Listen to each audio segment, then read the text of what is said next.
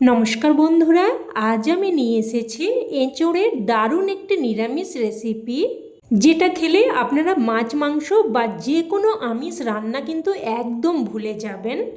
এটা এতটাই টেস্টি হয় আর বানানোর পদ্ধতিও একদম নতুন আর সহজ ও সাধারণ। আর এটা তৈরির জন্য স্পেশাল কোনো মশলারও দরকার নেই, বাড়িতে থাকা সাধারণ কিছু ঘরোয়া মশলা দিয়েই এটা তৈরি হয়ে যায়। তো প্রথমে আমি এখানে 500 গ্রাম মতো এঁচোড় নিয়েছি, আর বাজার থেকে এইরকম কিন্তু 500 গ্রাম কাটা এঁচোড়ই আজকে এনেছে। মোটামুটি একটা বড় এঁচোড়ের 4 ভাগের 1 ভাগ। তো এবার আমি এঁচোড়টা কেটে নিচ্ছি। তার জন্য কিন্তু আমি বটিতে হাতে ভালোভাবে সর্ষের তেল লাগিয়ে নিয়েছি, আর দুটো পাত্রের মধ্যে জল নিয়ে তার মধ্যেও 1 ফোঁটা করে সর্ষের তেল দিয়ে দিয়েছি। এতে করে পাত্রগুলো খুব সহজেই পরিষ্কার করা হয়ে যাবে।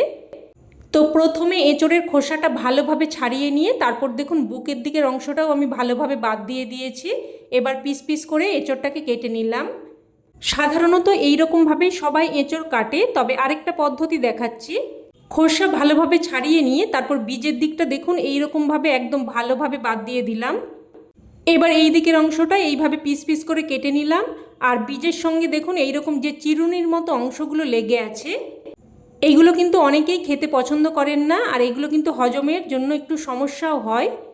যেমন করে আমরা পাকা কাঁঠাল খাওয়ার সময় বাদ দিয়ে দিই। তো দেখুন এইরকমভাবে এই চিরুনির দিকের অংশগুলো বাদ দিয়ে বীজগুলো নিয়ে নিতে হবে। আরেকভাবেও কেটে নিতে পারেন। তো নর্মালি এইরকম পিস পিস করে কেটে নিয়ে তারপর দেখুন চিরুনির মতো অংশগুলো এইভাবে দেখুন কেটে বাদ দিয়ে দিতে হবে। এতে করে চিরুনির মতো অংশগুলো বাদ দেওয়া যাবে আর পিসগুলো বেশ বড় দেখাবে। তো আপনারা আপনাদের পছন্দ মতো যে কোনোভাবে কেটে নিতে পারেন। তো এঁচোড়টা ভালোভাবে কেটে ধুয়ে নিয়েছি। এবার এর মধ্যে দিয়ে দিলাম পরিমাণ মতো লবণ, অল্প একটু হলুদ গুঁড়ো আর অল্প একটু লঙ্কার গুঁড়োও দিয়ে দিচ্ছি। এবার এখানে দিয়ে দেব 1 টেবিল চামচ মতো বেসন। এবার সব কিছু হাতের সাহায্যে ভালোভাবে মেখে নেব। দেখুন খুব ভালোভাবে মেখে নিয়েছি, একদম সমস্ত মশলা এঁচোড়ের গায়ে কোটিং হয়ে গেছে। তো এবার এটাকে এইভাবে মেখে 5 মিনিট মতো রেখে দেব। তো 5 মিনিট পর রান্না শুরু করছি। গ্যাস অন করে কড়াই বসিয়ে এখানে দিয়ে দিলাম প্রায় 2 চামচ মতো সর্ষের তেল। তেলটাকে ভালোভাবে গরম করে নিয়ে এবার এর মধ্যে মেখে রাখা এঁচোড়গুলো দিয়ে দিয়েছি। এঁচোড়গুলো দিয়ে হাই ফ্লেমে প্রথমে 2 মিনিট মতো নাড়াচাড়া করে নেব। মোটামুটি দেখুন মশলাটা যাতে এঁচোড়ের গায়ে ভালোভাবে কোটিং হয়ে যায়। প্রায় 2-3 মিনিট মতো হাই ফ্লেমে নাড়াচাড়া করে নিয়েছি, আর দেখুন মশলাগুলো এঁচোড়ের গায়ে কোটিং হয়ে গেছে। এবার গ্যাসের ফ্লেমটাকে একদম লোতে করে দিয়ে একটা ঢাকনা দিয়ে দিয়ে আমি কিন্তু প্রায় 5 থেকে 6 মিনিট মতো এঁচোড়গুলোকে ভেজে নেব। এবার এই সময় আমি এইদিকে একটা মশলা তৈরি করে নেব। তো একটা তড়কা প্যানের মধ্যে আমি দিয়ে দিলাম 1/2 চামচ মতো গোটা ধনে, 1/2 চামচ মতো গোটা জিরে, 10টার মতো গোলমরিচ, 2টো ছোটো এলাচ আর 1 টুকরো দারচিনি, আর অল্প একটু জায়ফল আর অল্প একটু তেজপাতা। এবার গ্যাস অন করে এই মশলাগুলোকে কিছুক্ষণ নাড়াচাড়া করে ড্রাই রোস্ট করে নেব। মশলাটাকে কিন্তু হাই ফ্লেমে ভাজা চলবে না, তাতে করে মশলাটা পুড়ে যেতে পারে। তো লো টু মিডিয়াম ফ্লেমে নাড়াচাড়া করে দেখুন লাল করে মশলাটাকে ভেজে নিয়েছি। এবার মশলাটাকে নামিয়ে ঠান্ডা হতে দেব। এবার এদিকে 5 থেকে 6 মিনিট মতো লো টু মিডিয়াম ফ্লেমে ঢাকা দিয়ে দিয়ে এঁচোড়টাকে দেখুন বেশ ভালোভাবে ভেজে নিয়েছি। আর দেখুন এঁচোড় কিন্তু প্রায় 40 থেকে 50% মতো সেদ্ধ হয়ে গেছে। যেহেতু আগে এঁচোড়গুলোকে সেদ্ধ করিনি, তাই ঠিক এই রকমভাবেই কিন্তু ভেজে নিতে হবে। এঁচোড়গুলো উঠিয়ে নিয়ে ওই কড়াইয়ের মধ্যেই আবারও দিয়ে দিয়েছি 2 চামচ মতো সর্ষের তেল। তেল গরম হয়ে আসলে এখানে দিয়ে দিলাম আলু। এখানে 2টো মিডিয়াম সাইজের আলুকে ডুমো ডুমো করে কেটে দিয়েছি, আর সাথে দিয়ে দিলাম সামান্য একটু লবণ আর হলুদ গুঁড়ো। লবণ আর হলুদ গুঁড়োটা দিয়ে মিশিয়ে নিয়ে এবার একটা ঢাকনা দিয়ে আলুগুলোকেও প্রায় 2 থেকে 3 মিনিট মতো ভেজে নেব। তো ঢাকনা দিয়ে প্রায় 2 থেকে 3 মিনিট মতো আলুগুলোকে ভেজে নিয়েছি। দেখুন আলুগুলো বেশ সুন্দরভাবে ভাজা হয়ে গেছে। তো আলুগুলো উঠিয়ে নিলাম। এবার ওই তেলের মধ্যেই দিয়ে দিলাম 1/2 চামচ গোটা জিরে, 2টো শুকনো লঙ্কা আর একটা তেজপাতা। ফোড়নটাকে নাড়াচাড়া করে কয়েক সেকেন্ড ভেজে নিলাম। এবার দিয়ে দিচ্ছি টমেটো। এখানে 2টো মিডিয়াম সাইজের টমেটোকে ছোট ছোট টুকরো করে দিয়েছি। একটু নাড়াচাড়া করে নিয়ে এবার একটা ঢাকনা দিয়ে লো টু মিডিয়াম ফ্লেমে টমেটোগুলোকে 2 থেকে 3 মিনিট মতো হতে দেব।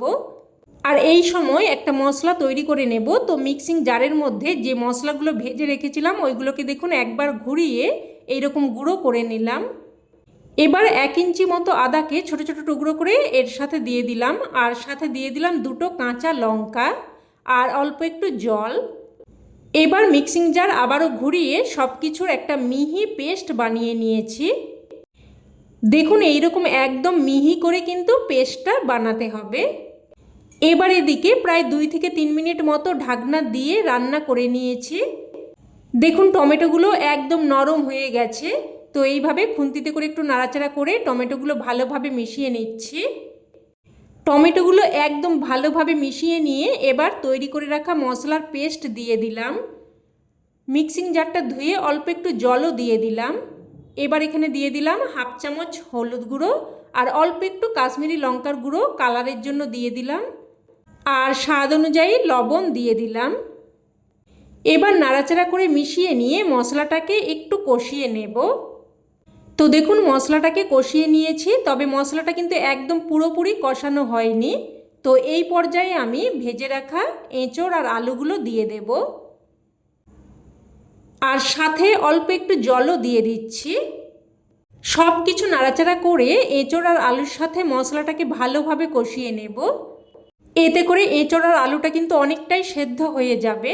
তো ঢাকনা দিয়ে প্রায় কিন্তু 3 থেকে 4 মিনিট মতো মশলাটাকে এঁচোড় আলুর সাথে কষিয়ে নেব।